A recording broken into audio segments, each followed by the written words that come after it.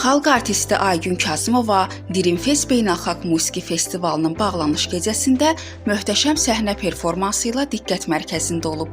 Bugün TV Axşamaz saytına istinadən xəbər verir ki, Pop Kraliça əvvəlcə festivalın Firuzəyi xalçasında cazibədar görünüşü ilə kameraların qarşısına keçib.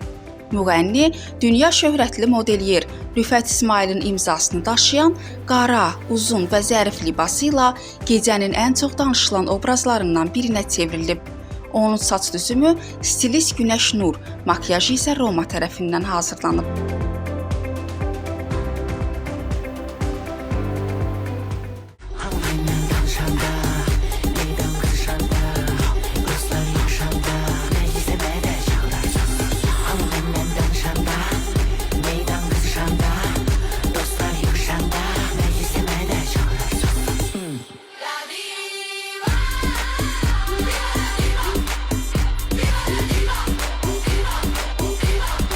O gedəndə yaxşı deyildim, heç onun özü də yaxşı deyildim.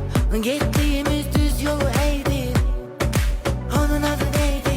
Dərdim onun qəlbini dağıt. Hüsniyə Salmanova, Samir Əliyev, Bugün TV. Pis deyildi, dəliydi, neydim?